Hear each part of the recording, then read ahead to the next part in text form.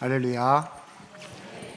우리 하나님께서 상암교회 성도님들 그리고 특별히 찬양이 너무 은혜롭고 너무 좋은데요, 우리 교사분들과 함께 하시기를 주님의 이름으로 소망합니다. 교사 헌신 예배라고 말씀을 하셔서 특별한 마음을 가지고 오게 되는 것 같습니다. 지난 2년여간 저희가 많은 것을 할 수 없었던 그런 시기가 있었는데 이제 전국에 있는 교회마다 또 주일학교마다 다시 한번 새롭게 무언가를 시도하고 또 앞으로 가보려고 노력하는 아주 중요한 시점에 와 있다고 여겨집니다.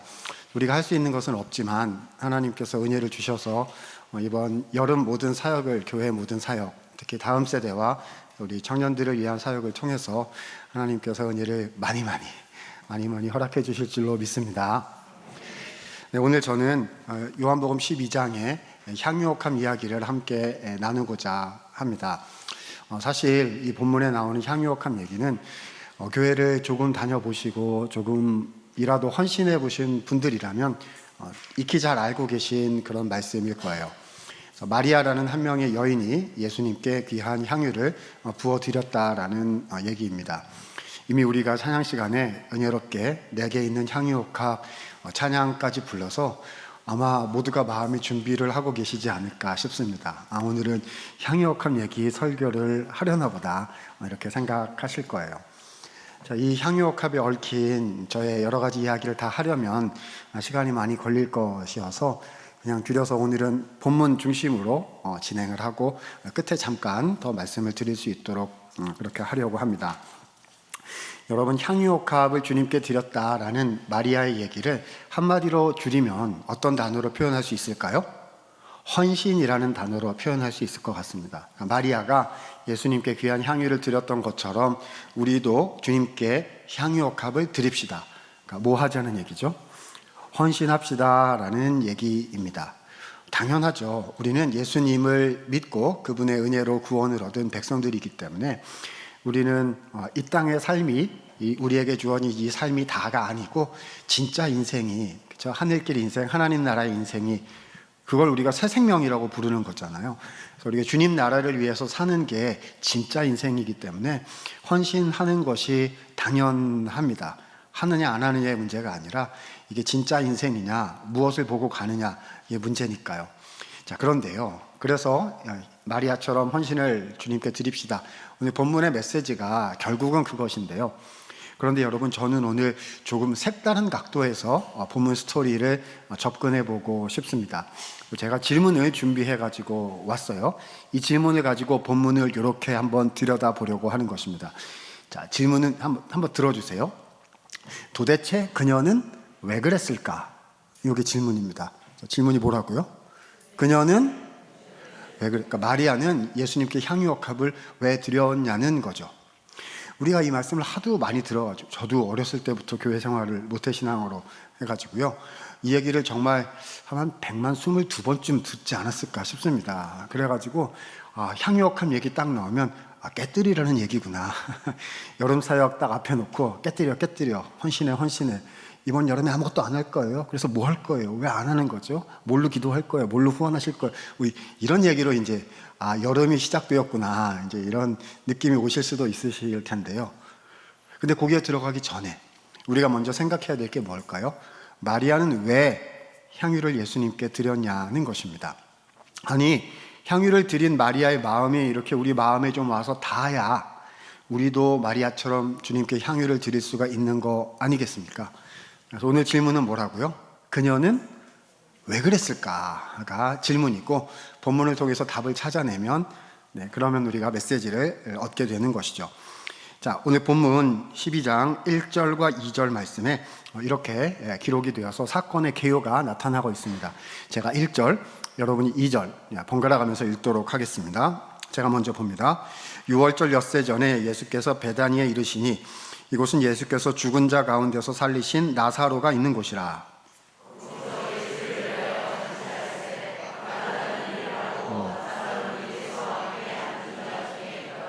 자, 배경은 6월절 엿새 전이었습니다. 그러니까 며칠 지나면 예수님께서 십자가로 가셔서 우리를 위해서 죽음을 당하시는, 예수님이 죽으시기 얼마 전이었다, 직전이었다라는 뜻이겠죠.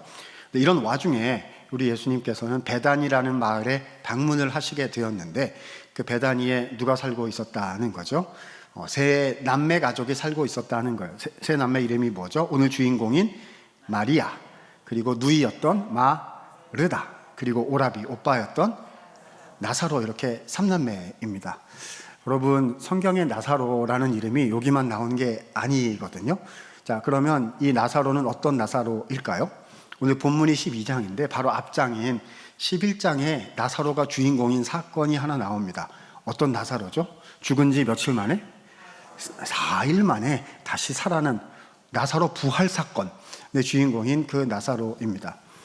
우리 교사 선생님들이 이렇게 보니까 저 옛날에 주일학교 시절이 맨날 생각이 나는데요.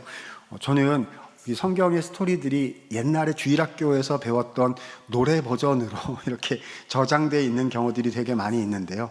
우리 교사분들 또 우리 젊으신 청년들은 잘 모르실 수도 있을 텐데, 저의 연배나 그 위에 되시는 분들은 아마 옛날 교회에서 많이 불렀던 노래 중에 예수님이 말씀하시니라는 노래 혹시 기억나세요? 예수님이 말씀하시니 물이 변하여 포도주 됐네, 뭐 이런 노래 있어요. 물로 살 것입니까? 포도주로 살 것입니까? 주님이 당신을 포도주로 부르셨습니다. 기도합시다. 뭐 이렇게 되게 많이 했어요. 2절에 보면 예수님이 말씀하시니 죽은 나사로가 살아났, 그 나사로가 오늘 본문 베다니의 나사로인 겁니다. 죽은 지 4일이 되는데요. 나사로야 나오너라, 우리 주님이 말씀을 하시니까 나사로가 벌떡 일어나가지고, 제가 과장을 좀 더, 본문에는 없어요. 과장을 좀 더 하면 충성 주님 부르셨습니까? 벌떡 일어나가지고 막 달려 나왔던 나사로 부활 사건 주인공, 그 사람, 그 가족이 이 베다니에 살고 있었다는 것입니다. 근데 이 마을 사람들이 예수님을 그 사건 이후에 다시 초대를 했어요. 마을 잔치가 열린 거죠. 왜 다시 모셨을까요? 틀림없이 뭘 생각하는 거죠? 예수님께서 나사로를 다시 살려주셔가지고 그 예수님을 다시 한번 보고 싶은 거죠. 그러니까 와주세요 이렇게 요거 하려는 거죠. 예수님 여기 앉으세요. 가운데 딱 예수님 앉히고 옆에 누구 붙여요? 나사로 붙여야지 맛이 나죠. 나사로 딱 붙이고 옆에 친구들 쫙 붙인 다음에 이거 하려는 거죠. 예수님 봤다, 나사로 봤다, 나사로 봤다, 예수님, 저 진짜네, 이렇게 해가지고 다 와서 그거 보려고 지금 했던 것이 아닌가 싶습니다. 저 너무 은혜롭고 좋은 마을 잔치 열렸네 버전이었겠죠. 자, 그런데 그때요, 저 끝에서 한 여인이 향유를 들고 나타난 것입니다. 누구죠? 오늘 본문 주인공인 마리아예요. 우리가 타임머신을 타고 그 당시로 제가 타임머신 타고 그때 갔으면 저는 이럴 것 같아요. 저는 관심이 누구한테 있죠? 이제 마리아가 향유를 부을 거잖아요. 그러니까 마리아 왜 이제 왔어요? 얼마나 기다렸는데 일리 오세요. 향유 부으려는 거 다 알고 있어. 내가 다 도와줄게. 막 이러고서 지금 내가 실시간으로 리얼타임 방송할게요. 막 이럴 것 같은데, 당시 사람들은 마리아한테는 관심이 1도 없었습니다. 왜냐하면 마리아가 주인공이 아니라 누가 주인공이에요? 예수님과 다시 살아난 나사로 봤다, 예수님 봤다, 요거 하고 있는 중이거든요. 그러니까 마리아에게는 관심이 하나도 없어요. 그런데 이 여인이 말입니다, 향유를 들고 저벅저벅 주님께로 이렇게 오더니 글쎄 놀랍게도 이 향유를 열어가지고요, 그 향유를 예수님께 어떻게 했어요? 다 부었다는 겁니다. 하나도 놀라지를 않으시는데요. 이래서 스토리의 결말을 미리 알고 있으면 안 되는 거예요. 여러분, 우리는 현장에서 이게 무슨 얘기인지 처음 보는 것처럼 생각하고 놀라셔야 됩니다. 왜 그런 거죠? 자, 생각을 해보도록 하겠습니다. 자, 오늘의 질문이 뭐라고요? 마리아는 도대체 왜 그랬을까? 자, 여러분, 이 사건에 있어서 핵심이 뭘까요? 핵심이 뭐긴요? 부은 향유가 얼마짜리냐? 이것이 핵심이죠. 그렇죠? 3만 원짜리다 그랬으면 이거 3만 원 헌금했구나 이러고 지나갈 것인데 300만 원이다 그러면 무슨 일이야? 막 이렇게 할 거잖아요. 그렇죠? 자, 본문에 이 향유의 가격이 얼마라고 되어 있죠? 300데나리온이라고 기록되어 있습니다. 이게 남의 나라 화폐 가치인데다가 고대 사회의 화폐 가치여서 정확하게 환산하는 것은 사실상 물가 수준이 다르고 사회가 다르니까 환산은 불가능할 것이나 대략 한번 감만 잡아보도록 하겠습니다. 자, 한 데나리온은 노동자가 밖에 나가서 하루 일해서 벌어들이는 하루 품삯이다니까 300데나리온은 며칠 일해야 되는 거죠? 300일을 일해야 되는 거예요. 그러니까 요즘 얘기로 하면 주말 빼고 뭐 이렇게 그러니까 주일 빼고 이러면 300일을 일해야 한다면 우와 이것은 얼마입니까? 1년 연봉이다라고 할 수 있겠죠. 여러분 1년 연봉 드릴 수 있으세요? 예. 여기는 가만히 계시는 거 보니까 믿음이 좋으셔서 우리 교사분들은 1년 연봉쯤은 내일도 할 수 있습니다. 뭐 이런 믿음이 있으신 걸까요? 여러분 어마어마한 금액일 겁니다. 이거 여러 가지로 환산해 볼 수가 있을 거예요. 만약에 하루 나가서 10만 원을 번다라고 어림잡아 생각을 해본다면 얼마죠? 300 곱하기 10만 원은 3천만 원. 아직도 놀라지를 않으시는데 3천만 원쯤은 내일도 할 수 있습니다 이러시는 거. 여러분 3천만 원 어마어마한 금. 아니 무슨 3천만 원입니까? 고대 사회의 여성의 사회적 지위, 경제적인 위치를 생각을 한다면 3천만 원은 마리아가 가졌던 사실상의 전부였을 것이다 라고 할 수 있겠죠. 여러분 전부 다 바친 사람 보셨어요? 주변에? 예전에 한국 초대교회에는 그러한 믿음의 선조들이 있으셨다고 들었어요. 그런데 최근에는 저도 신학교에서 가르치는 일을 하고 있으니까 여러 이야기를 듣겠지만 다 바쳤다라는 이야기는 별로 들은 적은 없는 것 같습니다. 되게 어떻게 하죠? 이제 살 거 좀 챙기고 그 다음에 좀 여유분이 있거나 아니면 교회에 무슨 중요한 필요가 있거나 뭐 이렇게 하나님이 특별히 마음에 감동을 주시거나 뭐 이러면 그 중에 이렇게 일부를 이렇게 되게 하시지 그냥 무작정 대놓고 그냥 다 바치는 경우는 드물다는 것입니다. 여러분 마리아는 무슨 정신으로 이런 행동을 했던 것일까요? 그녀의 마음은 무엇이었던 것일까요? 생각할수록 잘 이해가 안 됩니다. 우리가 이 스토리에 너무 익숙해서 그렇지 사실은 아주 특이한 사건이었다는 것이죠. 자, 그래서 가설을 한번 세워보도록 하겠습니다. 마리아가 예수님께 향유를 드렸던 첫 번째 그럴듯한 이유를 하나 생각해 보도록 하죠. 마리아는 예수님께서 죽었던 자기 오라비인 나사로를 다시 살려주셨기 때문에 그게 되게 감사해서 감사 헌금을 드린 것이다. 자, 헌금의 제목을 붙이면 뭐죠? 오라비 부활 감사 헌금. 이런 거 해본 적 있으세요? 부활절 헌금 말고요. 그건 예수님 다시 살아나신 거 하는 거고요. 이거는 죽었던 오빠가. 여러분 그러니까 이런 거죠. 내 사랑하는 가족 중에 아주 젊은 가족이 있는데 갑자기 죽은 거예요. 자, 근데 얼마를 내면? 3천만 원을 내면 4일이나 됐는데 다시 살려주고 근데 예전보다 더 건강하게 해주고 그렇죠? 성경책에 이름도 나오게 해주고 예수님하고 찰칵 인증사진도 찍게 해주고 그렇죠? 노래도 만들어줘요. 죽은 나사로가 살아났다는 이런 것도 만들어주고 자 얼마로? 3천만 원. 하시겠습니까? 안 하시겠습니까? 네, 역시 맞아요. 안 하시는 분 없으실 거예요. 그렇죠? 어떻게든 돈이 없어도 어떻게든 마련해가지고 이렇게 하려고 하실 겁니다. 그런데 그럴듯한 것 같은데 조금만 더 생각해보면 이것도 말이 안 돼요. 왜 그렇죠? 그런 의미로 주님께 3천만 원, 300데나리온 하고 싶었으면 어떻게 하면 되죠? 향유 같은 거 살 게 아니라 뭐 하면 요즘 말로 바꿔보겠습니다. 은행으로 가는 거죠. 은행장 나오세요. 이렇게 해가지고 제가 3천만 원 헌금을 할 건데요. 빳빳한 새 돈으로 그렇죠? 깨끗이 구겨지지 않은 걸로 어저께 오늘 찍은 새 걸로 주세요. 우리 주님께 드릴 것. 그래가지고 이렇게 현금 캐시로 이렇게 봉투에 딱 넣어가지고 예수님 감사해요, I love you 감사해요, 주님밖에 뭐 이런 거 써가지고 딱 가져와가지고 예수님께 이렇게 현금으로 딱 드리면 되잖아요. 그러면 쓰실 수가 있잖아요. 주님 고생 마시고 제발 맛있는 것도 좀 가끔 사주시고 제자들 너무 고생시키지 말고 여관에 좀 가서 자기 하시고 그리고 어려운 분들을 위해서 선교를 위해서 구제를 위해서 좀 다음 세대를 위해서 좀 이렇게 유gin하게 써 이러면은요 마음도 표현할 수 있고 돈도 유익한 것에 쓸 수 있고 너무 좋잖아요. 근데 지금 이 여자가 어떻게 했다는 겁니까? 예수님과는 이런 방구 상의도 하지 않고 자기 마음대로 가가지고 뭘 샀어요? 향수를 샀네? 그렇죠? 3천만 원 홀라당 다 주고서 향수를 사가지고 들고 와가지고 그걸 예수님하고 상의도 안 하고 막 와가지고 무슨 정신인지 모르게 예수님한테 막 부은 거예요. 그리고 막 울더니 자기의 머리칼로 막 이렇게 닦더니 여러분 이해가 하나도 안 되는 사건이 지금 발생한 거죠. 그녀의 마음은 무엇이었을까요? 자, 1, 2, 3절의 내용이 여기까지입니다. 그런데 너무너무 궁금하게 우리를 만들어 놓고 우리 본문의 흐름은요 딱 멈춰요. 그리고 나서 4절, 5절, 6절에 두 번째 인물 얘기를 딱 꼬집어내가지고 두 번째 인물 얘기를 해나가는데, 이 인물이 누구냐? 아마 우리 성도님들께서 성경에서 제일 얄밉고 싫은 사람 딱 하나만 골라라 라고 하면 아마 이 사람을 고르실 거예요. 이름이 길어가지고 발음도 어려워요. 네 글자, 유다예요, 유다. 근데 앞에 발음이 또 어려워요. 이것을 가로스로 해야 되는지 가리오스로 해야 되는지 알 길이 없어요. 알 수가 없어. 자, 누구죠? 예수님을 팔아넘긴 그 가룟 유다. 그러니까 주인공으로 나온단 말입니다. 세 절 분량으로요. 여러분, 인생은 분량 아니겠습니까? 그죠? 마리아가 세 절 분량으로 나오는데 유다가 세 절 분량으로 나오더니 완전 마음에 안 들어요. 그러나 하나님의 말씀이 차근차근 뭔가 설명하시면 우리는 그대로 따라서 받아야 되는 거겠지요. 자, 유다가 여기 왜 등장하고 있는 것일까요? 5절 말씀에 보면은요, 이 유다가 굉장히 그럴듯한 발언을 하나 한 것을 알 수가 있습니다. 유다가 한 말입니다. 이 향유를 어찌하여 300데나리온에 팔아 누구에게?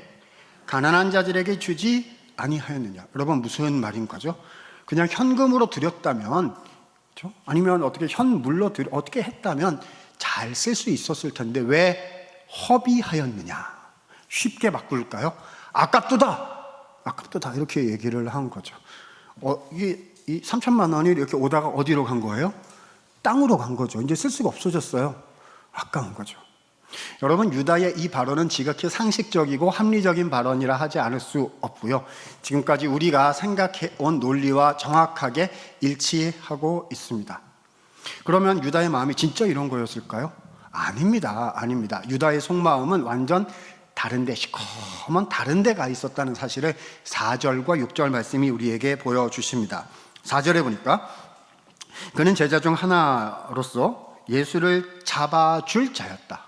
그렇죠? 배반자였다라고 알려주시고, 자, 6절에 보니까 유다의 마음이 드러납니다. 읽어봅니다. 함께 읽습니다. 시작. 이렇게 말함은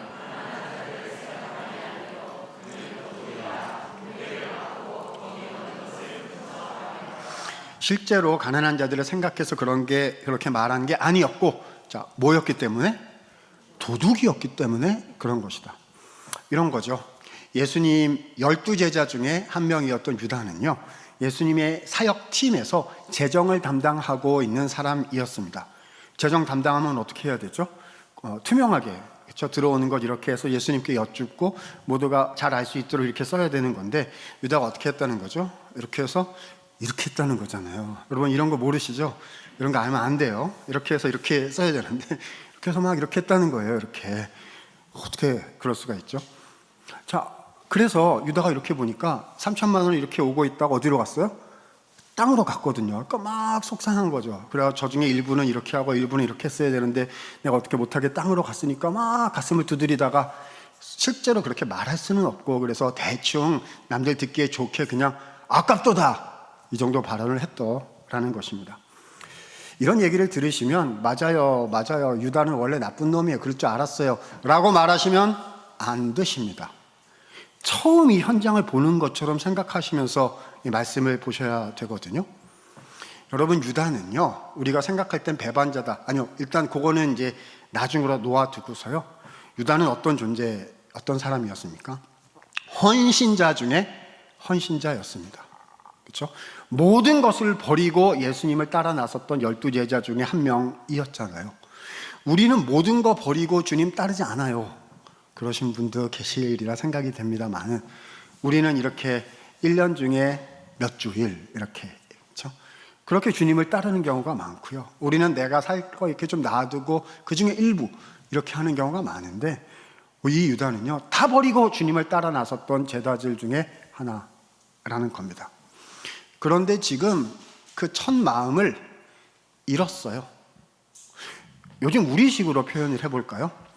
교회 구조 안에 들어와 있는 거죠. 그렇죠? 직분도 맡았고요.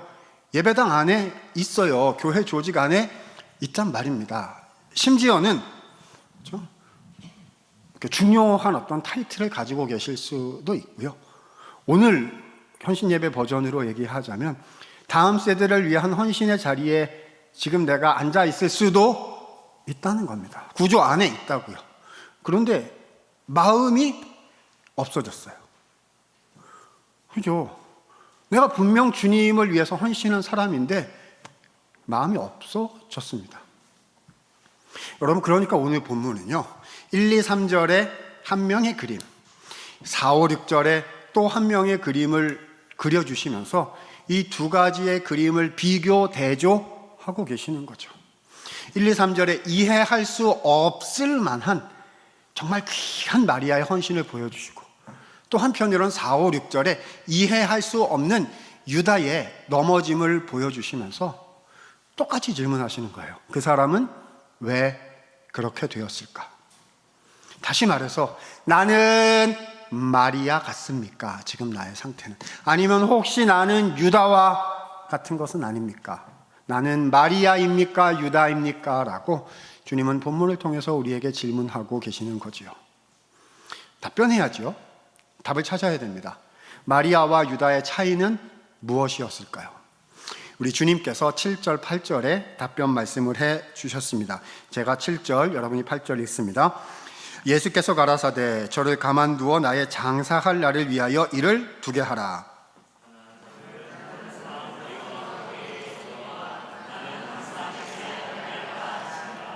자, 7절에 보니까요, 나의 무슨 날이요?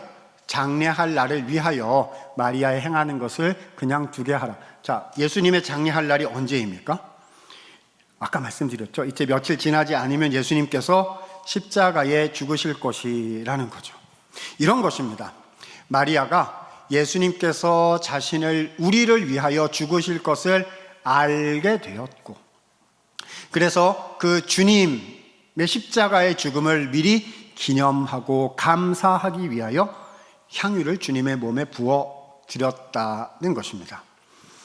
향유란 향수로 향기를 위해서 쓰는 물건이기는 하지만 동시에 고대 사회에서 이 향유란 시신을 기념하는 장례용품으로 또한 쓰였던 물품이기도 한 것이죠. 자, 그렇다면 마리아가 예수님의 십자가의 이 사랑을 어떻게 알게 된 것일까요?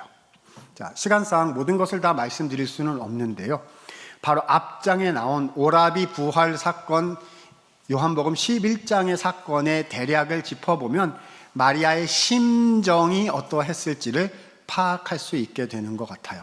간단히만 말씀을 드려보겠습니다. 나중에 돌아가셔서 11장부터 12장까지 한번 쭉 읽어보실 수 있으면 좋겠습니다. 자, 11장 그 오라비 부활 사건을 보면 대략이 이렇습니다. 자, 이 삼남매 가족과 예수님께서 굉장히 친밀한 관계이셨는데요, 나사로가 덜커덕 병에 걸린 거죠. 그래서 이 사람들이 예수님께 연락을 했습니다. 예수님, 오빠가 아파요. 여러분, 이거 무슨 말이죠? 빨리 와주세요 라는 말 아니겠습니까? 근데 예수님 오셨어요? 안 오셨어요? 안 오셨습니다. 그래서 오빠가 죽었단 말입니다. 여러분, 이러면 마리아와 마르다의 마음은 굉장히 실망이 되고 예수님께 원망이 되고 이런 마음이 아마 많이 생겼을 거예요. 그런데 오라비가 죽은 후에 예수님께서는 또 오셨단 말입니다. 그렇죠? 이거 한국말로 타이밍 못 맞춘다고 하는 거죠. 그렇죠? 일찍 오셔서 고쳐주시든지 아니면 예수님은 리모트 파워 이런 거 있으시니까 말씀만 하옵소서 이렇게 해도 이렇게 되는 것일 텐데 죽게 놓아두셨다가 죽은 후에 오셨어요. 여기서 마르다와 마리아의 반응이 극명하게 엇갈립니다. 요즘 얘기로 하면 MBTI가 반대였던 것 같은데요, 이제 성격이 완전 반대였던 것 같아요. 그래가지고 이 마르다는 좀 외향적이었던 것 같고 마리아는 좀 내향적인 그런 게 아니었는가, 이제 성경을 보면 그런 것 같아요. 마르다는 예수님 오신다는 소식을 듣고 그냥 마을 입구까지 뛰쳐나갔습니다. 뛰쳐나가서 뭐 하려는 거죠? 한국말로 이렇게 와다다다다다 이거 해달라고 하는 거예요. 예수님 왜 이제 오셔가지고 오라비가 죽었는데 어쩌고 이럴 수가 있으면 하고 싶은 말 막 쏟아내는 그런 걸 하러 간 거죠. 근데 마리아는 나가지 않고 집에 앉아 있었다라고 되어 있습니다. 성경에 자세한 설명이 안 나와서 이건 좀 추측을 덧붙인 건데요, 아마 그런 거 아니었을까 싶어요. 여러분, 어떤 내향적인 분들은요 말 못해. 그렇죠? 어려운 일이, 관계가 어려울수록 피하고 막 말을 안 하거든요. 그런 스타일이 아니었을까 싶은 거죠. 그런데 주님께서 마르다를 딱 만나셔가지고 주님 왜 이제 오셨습니까? 이런 말씀을 들으시자마자 마치 기다리셨다는 것처럼 예수님의 복음을, 그리스도의 복음을 선포하셨습니다. 바로 요한복음 11장 25절 26절의 말씀입니다. 자, 오늘 마지막 읽을 성경 구절인데요. 25절, 26절 같이 한번 읽어보도록 하겠습니다. 힘있게 읽습니다. 시작. 예수께서 이르시되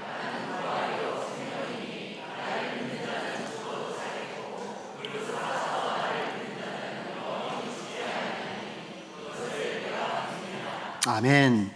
자, 여기에 예수님의 요한복음에 자기 계시 공식이라는 게 있습니다. 예수님이 스스로가 누구이신지를 설명하기 위해서 나는 무엇이다, 나는 포도나무다, 나는 생명의 빛이다, 이런 나는 무엇이다라는 공식이 있는데 그 중에 하나가 11장 요 말씀이에요. 여기서 예수님께서는 자기 자신을 두 가지로 계시하여 주셨습니다. 첫 번째, 나는 무엇이다? 부활이다 하셨습니다. 바로 뒤에 나와 있죠. 나를 믿는 자는 죽어도 살겠고, 이것은 육체의 부활을 기본적으로 가리키는 말씀일 겁니다. 자, 이 상황상 무슨 말이죠? 죽은 나사로 지금 다시 살린다 라는 말씀이세요. 왜냐? 예수님은 부활이시니까요. 무슨 말이죠? 예수님을 믿는 자는 죽은 나사로를 지금 살리시는 것처럼 예수님을 믿는 자는 다시 살리실 것이다, 부활한다, 이런 말씀이신 거죠. 두 번째, 더 중요한 말씀이 있습니다. 나는 또한 생명이다 라고 하셨습니다. 26절에 보면 살아서 나를 믿는 자는 영원히 죽지 않을 것이다. 이것은 육체의 부활을 포함한 영원한 생명, 영생을 가리킨 말씀인 것이죠. 여러분, 이 모든 일들은 이제 며칠 지나서 예수님께서 십자가로 가시는 예수님의 구속 십자가 사건하고 다 맞닿아 있는 일들입니다. 예수님이 무슨 말씀을 하실 때는 항상 자신의 십자가 죽음을 염두에 두고 말씀하시는 거거든요. 무슨 얘기인 걸까요? 이제 며칠 지나지 않으면 나는 너희를 위하여 십자가로 갈 것이다. 그런데 나는 죽음이 끝이 아니라 나는 부활한다. 이것은 너희의 육체의 부활뿐만 아니라 너희에게 영원한 생명을 주어 사망에서 영생으로 옮기는 그리스도의 구속사역인 것이다 라고 주님은 여기서 가르쳐 주고 계신 겁니다. 그러니까 나사로를 죽도록 놓아두신 데에는 예수님이 어떤 분이신지를 명확히 보여주시려는 예수님의 뜻이 있으셨던 거죠. 근데 이 말씀을 누가 들었다고요? 마르다는 들었고 마리아는 어디에 있었다고요? 집에 앉아 있었단 말입니다. 그리고 나서 본문을 읽어보면 마르다가 마리아한테 막 가가지고 뭐라고 얘기하냐면 주께서 너를 찾으신다, 데리고 오라고 예수님이 마리아를 챙기신 것 같아요. 그렇죠? 제가 상상력을 약간 발휘해보면 그런 거 아닌가 싶어요. 마리아도 오면 또 이게 소심하고 이렇지만 예수님 왜 이제 오셨어 이럴 거 아니겠어요? 그럼 예수님이 뭐 하시려는 거죠? 나는 부활이요, 나는 생명이니 이것을 내가 믿느냐를 한 번 더 하시려는 마음이 혹시 있으신 게 아니었을까 싶긴 한데요. 마리아가 실제로 예수님 앞에 오자 일은 딴 방향으로 흘러갔습니다. 왜냐하면 마리아가 얘기하다가 그냥 왈칵하고 울어요. 너무 이해가 돼요. 너무 이해가 돼. 마음이 막 그러니까 막 운 거예요. 그러니까 예수님께서도 자, 나사로 살리러 가자라고 하셨고, 그리고 가서 나사로를 다시 살리셨고 떠나셨습니다. 무슨 말이냐 하면 나는 부활이요 나는 생명이다, 오라비 사건을 이렇게 만든 이유가 무엇이다라는 설명을 마리아는 예수님께로부터 직접 듣지를 못했던 것이죠. 누구한테 들었을까요? 아마 예수님 떠나신 후에 마르다로부터 전달해 들었을 것이리라 추측이 되는 거죠. 정리해 봅니다. 마리아는요, 예수님의 사랑을 뒤늦게 깨닫게 되었던 겁니다. 내가 예수님의 사랑을 잘 몰랐구나.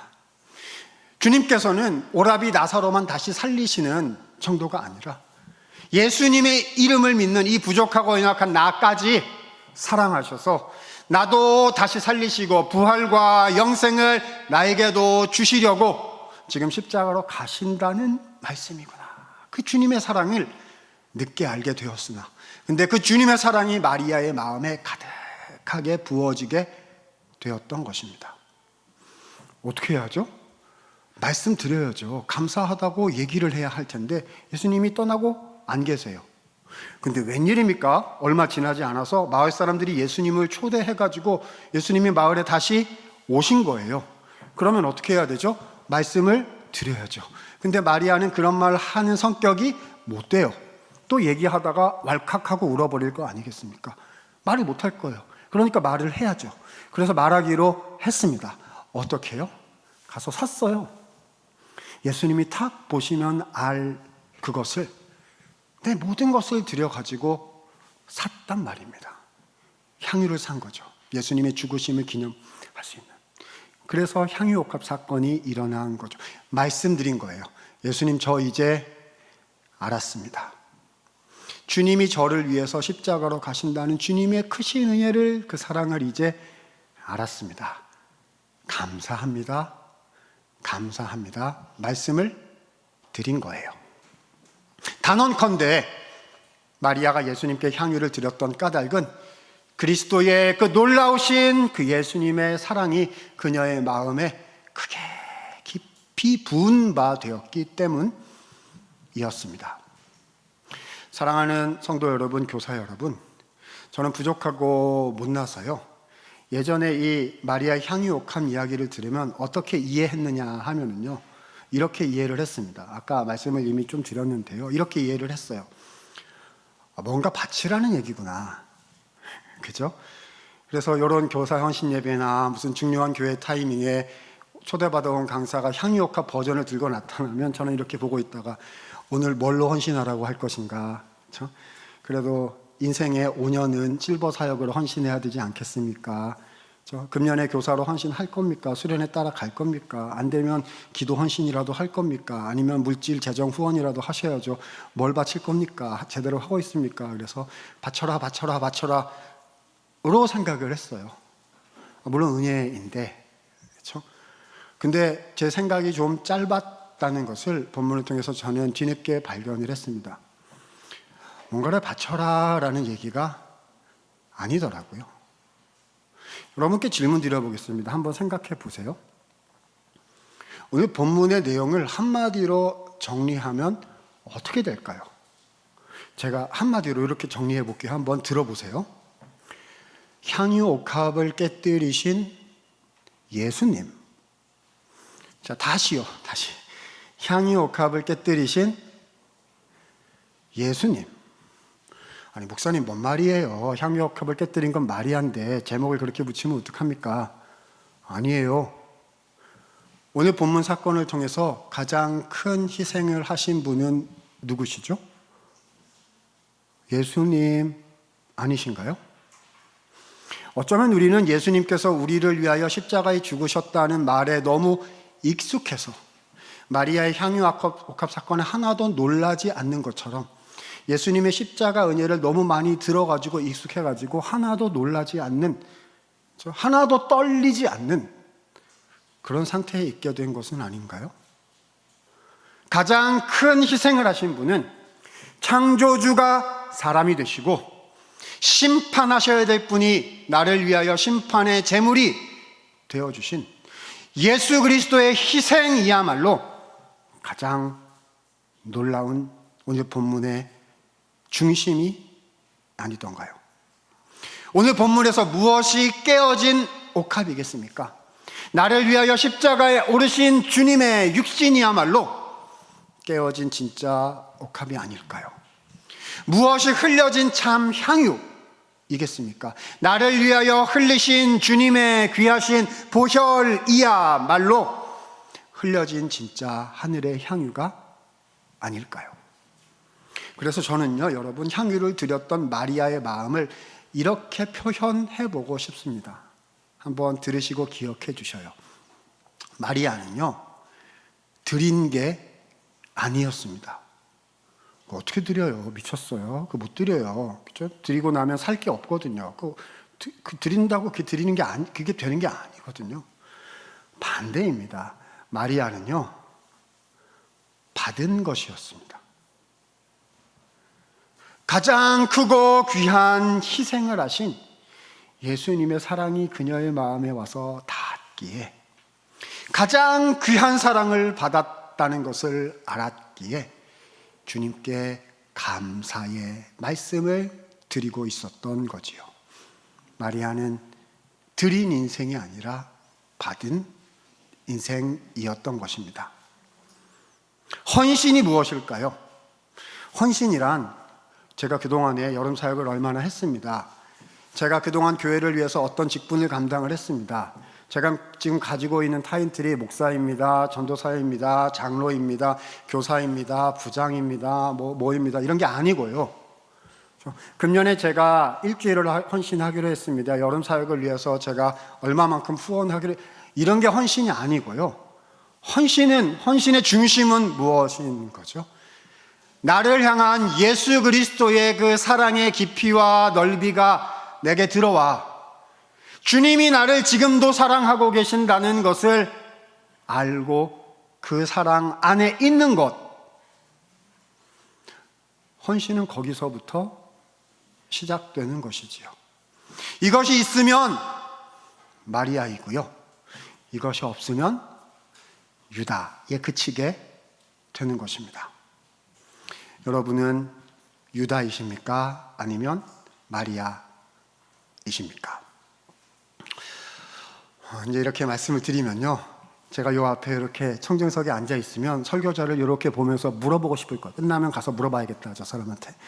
뭘 물어보고 싶어질 것 같아요? 당신은 마리아입니까? 유다입니까? 이렇게 물어봐야죠. 그러니까 당신은 잘 되십니까? 말을 그런 뜻한데 그게 되던가요? 이렇게 물어보고. 왜냐하면 여러분, 이 유다가 될 것 같은 이 마음은 헌신을 안 해본 사람은 몰라요. 그죠? 그렇게 헌신했는데, 내가 주님의 교회를 위해서, 내가 부서를 위해서 그렇게 헌신했는데 힘들거든요. 그래서 또 하기 어렵고, 이거 해서 잘 될까? 여러 가지 여건과 상황 이렇게 생각하게 되고, 이것저것 생각하게 되고, 이렇게 하게 되기가 쉽거든요. 내가 어떻게 그만큼 주님께 이렇게 많이 했었는데, 이게 막 보이거든요.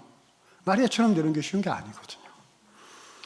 그래서 하나님께서 저에게 은혜를 주셨던 한 가지 사건 짧게 나누고, 그리고 설교를 정리하려고 합니다. 제가 지금은 이제 신학교에서 성경을 가르치는, 신학생들을 가르치는 일을 하고 있는데요. 그런데 저도 이 신학생이었던 시절이 있었고, 신학교에 가기 이전의 시절이 있었습니다. 신학교에 가기 전에 제가 하나님께 드렸다 이렇게 말할 수 있는 게 많지가 않은데요. 근데 이제 세상 사람들이 보기에, 이제 세상의 기준으로 신학교 갈 때 하나님께 저 사람이 뭔가 주님께 드렸다라고 할 만한 것 딱 하나 있었어요. 그거는 이제 학벌입니다. 대학교를 어디 나왔는가 하는 것인데, 우리 대한민국에서 가장 좋은 대학 학벌을 하나만 골라라고 하면 있는 관악산 밑에 있는 S대학교를 이제 경영학과를 제가 나왔습니다. 저희 부모님은 목회를 하셨기 때문에 제가 신학교 간다고 했을 때 이렇게 기뻐하셨는데요. 주변의 친척들 중이나 아니면 옆에 있었던 사람들 중에 제가 신학교 가기로 결정을 했다라는 얘기를 듣고 이렇게 말하는 사람들이 있었습니다. 뭐라고 말했을 것 같으세요? 아깝도다. 그렇죠. 아니, 목사님 될 사람 많은데 자네까지 그렇게 해야 되겠는가? 편하게 누리고 살 수 있는 길이 많을 텐데 꼭 해야 되겠는가? 이런 뜻이겠지요. 근데 저는 아깝다고 하나도 생각하지 않았습니다. 왜냐하면 하나님이 저에게 주신 내 인생의 길이거든요. 목사가 되라 하시면 목사가 되는 것이고요. 너는 사역자가 아니라 그냥 일반 성도로서 주님의 교회를 섬겨라 하시면 그 길을 가는 거지요. 부르신 대로 가는. 저는 아깝다고 생각한 적이 없었어요. 그런데 막상 신학교에 들어가서 교육전도사로 사역을 몇 년 하게 되면서 제 안에 못된 생각이 이렇게 또아리를 틀게 되었던 것 같습니다. 자, 제가 어떤 교회에 이제 부교역자로 중고등부 사역자, 고등부 사역자로 이제 봉사를 하러 나가게 됐는데요. 그 교회 담임 목사님이 되게 좋으신 분이었는데, 그 담임 목사님이 우연치 않게 저의 대학교과는 다르지만 한참 선배님이셨습니다. 근데 저는 모태신앙이었고, 그때 담임 목사님, 그분은 중간에 대학원 때, 그러니까 20대 중반에 갑자기 예수님을 믿게 돼가지고 인생이 갑자기 방향이 바뀌어서 목회를 하신 분이셨거든요. 지금부터는 그 목사님 얘기입니다. 그 목사님이 되게 오랜만에 어디 가셨다가 우연하게 옛날 안 믿던 시절에 대학원 친구들하고 딱 만나셔가지고 잠깐 얘기 나누신 거를 교회에 돌아오셔가지고 예배 시간에 지나가듯이 하신 얘기를 제가 듣고 큰 깨달음을 얻었어요. 자, 그분이, 그 목사님이 가서 친구들을 만났어요. 그 친구들이 그 목사님한테 이렇게 얘기를 했다는 겁니다. 아무개야, 너 아직도 교회에서 썩고 있냐? 그랬다는 거예요. 안 믿는 분들이 교회 목사님 보면 당연히 그렇게 생각해. 동창회 안 나오지, 어디 갔는지 모르겠지, 잘 사는 것 같진 않지, 맨날 들어가서 기도하고 교회 안에서 살고 성도님들 쫓아다니고 애들 쫓아다니고 뭐 썩고 있냐 이랬다는 거예요. 그러니까 그 목사님이 그 안 믿는 친구들한테 이렇게 대답을 하셨답니다. 얘들아, 나 썩고 있는 거 아니야. 그리고 내가 예수님 위해서 썩을 수 있다면 그게 영광이지. 영광이지. 제가 요 앞에서 예배를 드리고 있는데 그냥 뒤통수를 하나님이 저를 이렇게 치신 것 같았어요. 제 마음을 이렇게 들여다보니까 저도 모르게 못된 생각이 자리를 잡았던 거죠. 무슨 생각일까요? 이런 생각이었던 것 같아요. 이제부터는 저예요. 나는 이래봬도 주님을 위해서 귀한 걸 드린 사람이다. 나는 주님을 위해서 괜찮은 걸 바친 사람이다. 아니라고 하시는 거죠. 얘야, 아니야. 너는 받은 인생이야. 예수 그리스도의 귀한 복음의 은혜를 받았고 존귀한 주의 성도들을 섬길 수 있는 사역자의, 목회자의 사명을 받은 인생이다 하시는데 제가 크게 깨달음을 얻었습니다. 그래서 생각을 바꾸기로 했어요. 저는 받은 인생입니다. 받은 인생입니다. 그 다음에 잘 됐을까요? 잘 안 되던데요. 여러분, 제가 그 다음에 신학교 교수가 됐어요. 지금은 이렇게 제가 인자한 얼굴로 웃고 있지만 제가 학교에서는요, 막 학생들이 이렇게 무섭게 쳐다보면서 똑바로 배우지 아니하면 졸업을 할 수가 없다, 막 이렇게 쳐다보는, 그렇죠? 제가 막 부르면은요, 성경 막 설명하면 학생들이 다 받아줬고요, 전국교회 전생들이 다 받아줬고요, 그 주에 나가가지고 이것이 주님의 말씀입니다, 막 여러분, 제가 그런 사람이에요 라고 생각을 하려고 하면 주님께서 또 뒤통수를 이렇게, 너는 받은 인생이다. 저 뒤에서, 옆에서 보이실지 모르겠는데 제가 여기 좀 납작하거든요. 하도 주님께서 정신 차리라고 하셔가지고요. 마무리하겠습니다. 하나님께서 우리 교사들을, 성도들을 부르셔서 헌신하는 인생으로 삼아주셨어요. 이게 진짜 인생은 하나님 나라를 위해서 사는 헌신의 인생, 이게 진짜 영생의 인생이거든요. 근데 진짜 제대로 된 헌신을 하려면 어떻게 하셔야 될까요? 이제 다시 한번 힘을 내가지고 주님께서 우리 심지에 불을 붙여주시고 우리를 통해서 그리스도의 사랑이 다음 세대로 흘러가는 그 일들을 이번 여름에 다시 한번 감당을 하려면 우리는 어떻게 해야 하는 걸까요? 자, 이렇게 하면 되고 이렇게 하면 안 되는 거 있어요. 자, 하면 안 되는 것부터 말씀을 드립니다. 향유를 이렇게 주님께 드려야 하는데요, 내 향유를 이렇게 모아다가 이렇게 하려고 하면은 안 되실 거예요. 하다가 지쳐가지고 못해요. 그리고 내 거 모아다가 이렇게 드렸다고 생각을 하면은요, 나는 드린 인생이다 라고 생각이 돼서 지치던지 교만해지던지 둘 중에 하나가 될 겁니다. 이렇게 하면 안 돼요. 어떻게 해야 되는 거죠? 이 향유는요, 하늘에서 받아서 드리는 것입니다. 예수님께서 나를 사랑하셨습니다. 예수님께서 나를 사랑하셨습니다.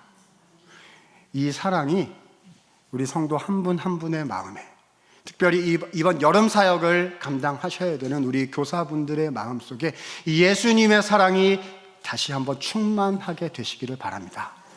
그럴 때에 주님께서 나를 사랑하시는 걸 알게 되고 그 사랑이 다음 세대로 흘러가게 되고요, 이렇게 불을 붙이는 거거든요. 불을 붙이는 거거든요. 뭘로 불을 붙일 수 있을까요? 와, 우리 선생님 이렇게 내가 봤는데, 내가 어렸을 때라 잘 기억은 못하지만 우리 선생님이 그때 보니까 예수님 사랑했어. 나를 위해서 기도해주고 나를 위해서 이렇게 해줄 때 나랑 나이 차이도 많고 나를 얼마나 다 이해해주는지 나는 알 수가 없었으나 근데 그분이 예수님 사랑했고 우리를 사랑했어. 그게 심지에 이렇게 불을 붙이는 거고요, 거기에 주님의 사랑이 깃드는 거고요, 거기에 우리가 말씀을 심고 양육하고 교훈하는 것 아니겠습니까?